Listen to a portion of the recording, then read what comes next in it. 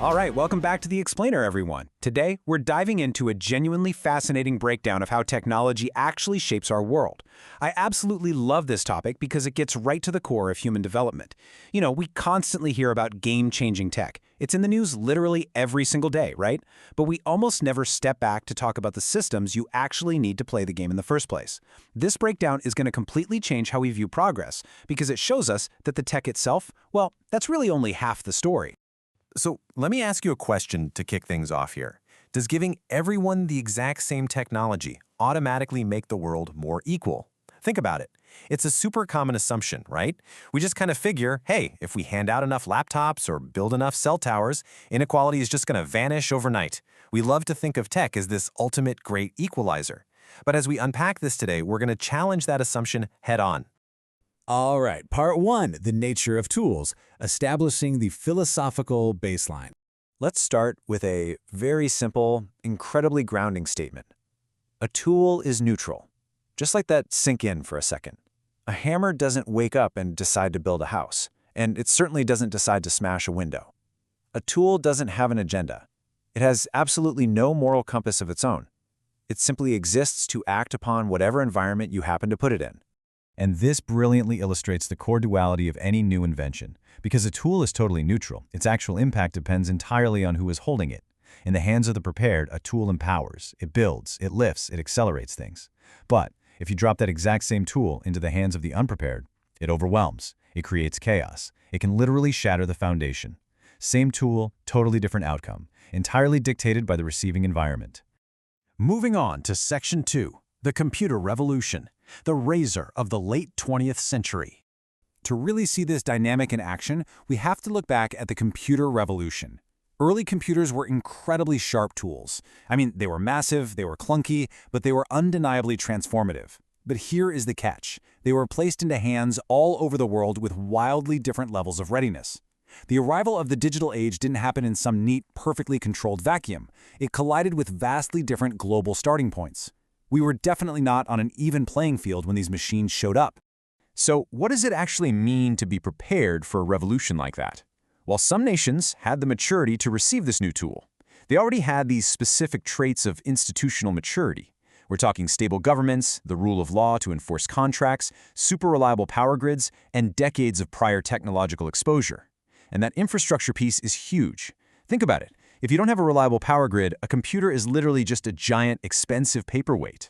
In these mature nations, the foundation was already there. They could just plug these machines in and go. On the flip side, you had other nations that were still developing, and we need to be super clear here. This was not about them being morally behind or lacking ambition, not at all. They were just earlier in their institutional timeline.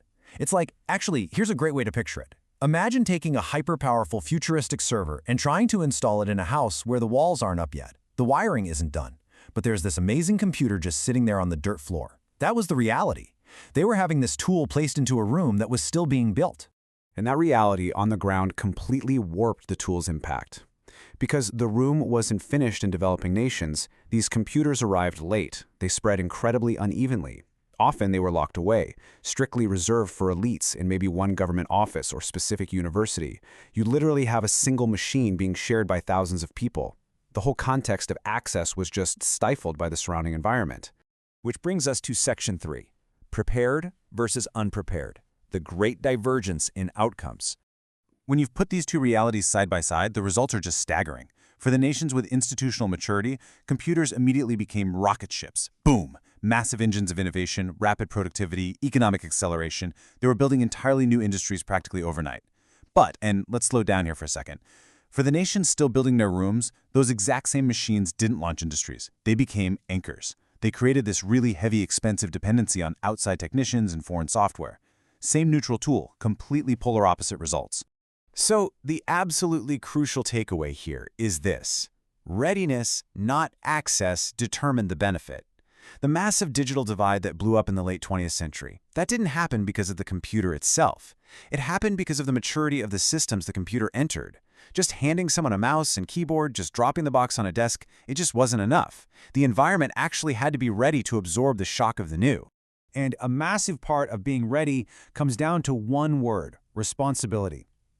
During that revolution, in the mature systems, responsibility wasn't some ambiguous concept. Accountability was deeply rooted. It was highly traceable and firmly grounded in institutions that had been growing and stabilizing for generations. Basically, there was already a robust safety net in place to catch the inevitable chaos that happens when you introduce a totally novel technology to society. You can see it perfectly in the structured chain of action. Governments introduced the initiatives and the funding. Then corporations actually built the hardware and scaled the supply chains. Universities stepped up and trained the workforce to write the code. And regulators actively shaped how it spread to protect people. It was this fully synchronized, mature ecosystem, seamlessly managing a world-changing tool. Everyone knew their role. Okay, let's look at Section 4, the amplification effect, the ultimate lesson of the computer age. The history of the computer taught us a really simple but honestly kind of harsh truth about progress. Equal access does not create equal outcomes, period. If the underlying systems are fundamentally unequal, simply handing everyone the exact same piece of hardware is not going to magically level the playing field. In fact, if we aren't careful, dropping an advanced tool into an unprepared environment might actually make the gap even worse. Instead, we have to completely reframe how we define technology. Technology is strictly an amplifier of the systemic maturity it enters.